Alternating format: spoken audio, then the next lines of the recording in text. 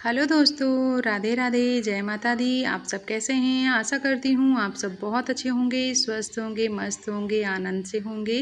तो चलिए आज के ब्लॉग की शुरुआत करते हैं। मेरे ब्लॉग ना पेंडिंग पड़े हुए थे, वीडियो मतलब बनाई हुई पेंडिंग पड़ी थी, तो दिन डेट कुछ नहीं याद है। बस ये लग रहा है मंडे का वीडियो है। तो सुबह सवेरे का समय है, बज गया है 5:30 से ज़्यादा का समय, 6 से ऊपर ही होगा, 5:30 से नहीं, 6 से ऊपर का समय है। तो काजू ना उठी थी, तो 2-4 बर्तन पड़े हुए थे रात के, तो वो उनको साफ़ कर रही हैं और मैं लग गई थी खाना बनाने में। तो नहाना धोना तो हो गया है, शायद पूजा भी नहीं करी हुई है। तो सबसे पहले मैं क्या सोच रही हूँ, नहा के जब आती हूँ तो तुरंत ही सोचती हूँ कि किचन में लग जाती हूँ, तो किचन के सारे काम निपटा लूँ, क्योंकि टिफ़िन की ज़रा सी भी देरी ना हो, इस वजह से नहाकर तुरंत मैं किचन में लगती हूँ। उसके बीच में अगर समय मिल जाता है तो पूजा कर लेती हूँ, वरना जैसे अभी काजल अगर नहा लेती पहले तो वो थोड़ा हेल्प कर लेती, तो फिर मैं पूजा वगैरह कर लेती हूँ। लेकिन अभी वो मतलब बर्तन रात के 2-4 पड़े हुए थे, तो वो साफ़ कर रही है, इस वजह से। तो आज बनेगी हमारे घर में ना आलू परवल की सब्ज़ी। तो जो परवल है ना, इनको थोड़ा-सा मैं फ्राई कर लेती हूँ और एकदम सूखी सब्ज़ी बनाऊँगी, आलू भी फ्राई करके ही बनाऊँगी। तो ये वाली सब्ज़ी हमारे घर में ना बहुत दिनों के बाद बन रही है, बहुत दिनों के बाद। तो ये सब्ज़ी ना मुझे बहुत ही टेस्टी लगती है। परवल को फ्राई करके, आलू को फ्राई करके सूखी भुजी सब्ज़ी अच्छी लगती है। तो आप लोगों को अच्छी लगती है, आप लोग कैसे बनाते हैं बताइएगा कमेंट में। और हमारी शारदा दीदी ने बनाई हुई थी आलू परवल की सब्ज़ी, तो रसेदार, तो वो भी बहुत टेस्टी थी। तो मैंने परवल तल के निकाल लिए हुए हैं और अभी आलू थोड़ा-सा फ्राई कर लेते हैं। फ्राई क्या, आलू तेल में समझ लिए पका ही लेंगे, क्योंकि पानी डाल के तो बाद में पकाना नहीं है ना। तो इस वजह से जितने पतले-पतले पीसेस में मैंने सारे आलू कट कर लिए थे और फ्राई कर लिए हैं, मतलब पक ही गए हैं तेल में। तो बस इनको अब अलग से तड़का मारना है, तो चलिए मार लेते हैं तड़का सब्ज़ी में। तो कढ़ाई में सरसों का तेल है और डाल दिया है जीरा, टमाटर, बस इतना ही डालेंगे और कुछ नहीं। क्योंकि लहसुन, प्याज़ लड्डू के लिए या फिर अलग अलग बनाएँ या फिर अपने लिए, तो वही सोचते हैं कि चलो लहसुन प्याज का इस्तेमाल ना करते हुए लड्डू के लिए भी बना लेते हैं, क्योंकि हमारे घर में कोई नखरे करने वाला नहीं। मेरे हस्बैंड को जैसा खाना बनाकर दे दो वैसा वो खा लेते हैं। फ़िलहाल मैं इतना बुरा नहीं बनाकर देती हूँ, लेकिन वो कोई नखरा नहीं करते कि प्याज क्यों नहीं डालती, लहसुन क्यों नहीं डालती, मतलब कुछ भी नाटक नहीं है। बस मेरा ही कभी मन करता है तो फिर डाल के अलग से बना लेते हैं, लड्डू का फिर अलग बनता है। लेकिन रेगुलर ज़्यादातर एक में ही बनता है लड्डू का हम लोगों को खाना, तो इस वजह से लहसुन प्याज नहीं इस्तेमाल कर लेते हैं। तो चलिए फ्राई हो गई हमारी सब्ज़ी, यम्मी सी टेस्टी सी बन गई है।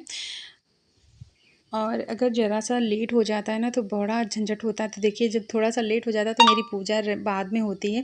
अगर जब पहले उठ जाओ ना टाइम पे, तो सारा काम टाइम टू टाइम टाइमली सब कुछ होता रहता है, इतना अच्छा रहता है। लेकिन मैं कोशिश करती हूँ, पता नहीं क्यों इस मतलब इधर ना लाइट ज़्यादा जा रही है, इस वज़ह से रात में भी लेट हो जाता है, कभी 1 बज जाता है, कभी 1:30 बज जाता है।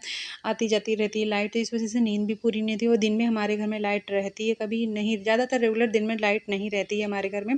तो इस वजह से पूरा दिन गर्मी में अगर दिन भर परेशान रहो तो रात में थोड़ा-सा आँख लग जाती है, इस वजह से सुबह लेट हो जाता है। लेकिन पहले मैं ज़रा-सा भी लेट नहीं होती थी, लेकिन अब मैं कोशिश करूँगी, थोड़ा तबीयत में भी सुधार लग रहा है, तो इस वजह से अब लेट नहीं करूँगी। और अब आने वाला है सावन, तो सुबह-सुबह जल्दी-जल्दी छत पे भी पूजा करने जाना पड़ेगा। इधर तबीयत ज़्यादा ख़राब थी, तो मैं छत पे पूजा करने नहीं जा पा रही थी। डॉक्टर ने सीढ़ियाँ चढ़ने से भी मना कर दिया था, तो एक बार ही सीढ़ियाँ मैं नहाने जाती थी तो बस चली जाती थी, फिर उतर के मतलब नहीं जाना होता था, ना चढ़ना-उतरना होता, बस एक बार ऊपर चले आते थे। अब हम मेरे महादेव ना छत पे रखे हैं, तो थोड़ा-सा तबीयत में सुधार है, तो एक बार मैं सोचती हूँ महादेव के लिए मैं छत पे चढ़ जाया करूँगी, या फिर महादेव को ही नीचे बुला लूँगी। तो सावन लग गया ना, तो जल और बेलपत्री वगैरह चढ़ाना होगा। तो अब जल्दी भी उठना पड़ेगा, 4:30 बजे कोशिश करूँगी उठ जाऊँ, ताकि मेरी पूजा ना सबसे पहले हो जाए, फिर किचन के सारे काम वगैरह करते रहो तो अच्छा लगता है। क्योंकि गर्मी इतनी ज़्यादा हो रही है, किचन में नहाने के बाद किचन का सारा काम करो ना, तो पसीना-पसीना सा हो जाओ, तो ऐसा लगता है कि दोबारा से नहाओ तब पूजा करो, मतलब अच्छा नहीं लगता है, बिल्कुल घिन सी आती रहती है, तो फिर नहाना-धोना बेकार ही हो जाता है। तो वही मैं सोच रही हूँ सबसे पहले उठकर अपने घर का पूजा-पाठ निपटाने के बाद किचन के सारे काम करूँगी, तो इधर मेरी चाय भी तैयार होगी, खाना भी बन गया है। तो चाय मैंने चढ़ा दी, तो पकती रहेगी, और काजल भी नहा धो कर के आ गई हैं। चाय वगैरह हम लोगों ने पी लिया हुआ था। तो अभी ना किचन का सारा काम ख़त्म हो गया है और साफ़-सफ़ाई चल रही है किचन की। तो काजल ना बर्तन धो रही हैं, फिर पूरे किचन की धुलाई वगैरह करेंगी, और मैं इतना ये किचन के अंदर धुलाई कर लेंगी, तो मैं सोच रही हूँ बाहर जो काम पड़ा हुआ है उसको निपटा लेती हूँ। तो इधर ना मेरे हस्बैंड आम लाए हुए थे। ये सफ़ेदा आम है कि लखनऊआ आम है पता नहीं, शायद लखनऊआ आम है।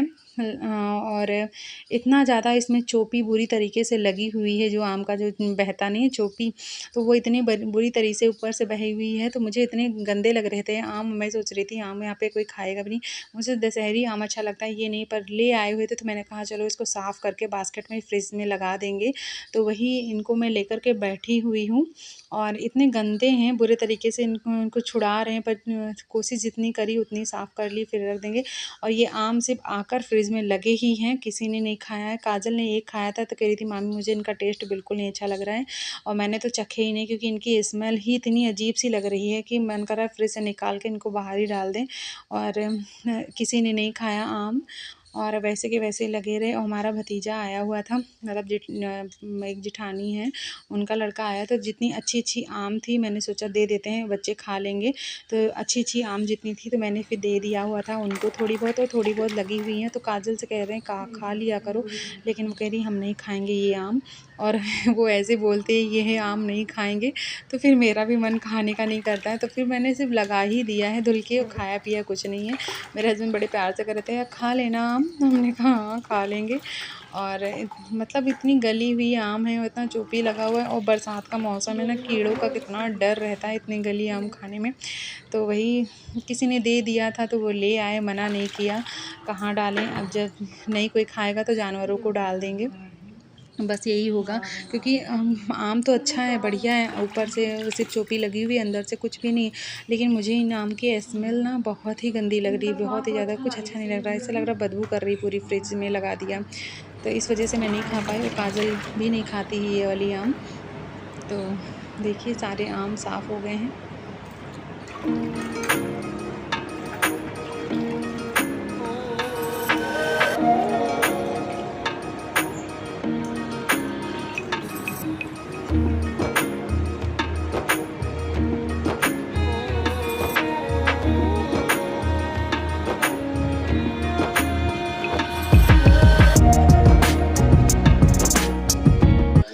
तो आम को साफ़ कर लिया है, और इतना ढेर सारा पानी फर्श पे हो गया है टपक टपक के, तो इसको चलिए साफ़ कर देते हैं, वरना पैर वैर पड़ गया ना तो फिसल जाएंगे।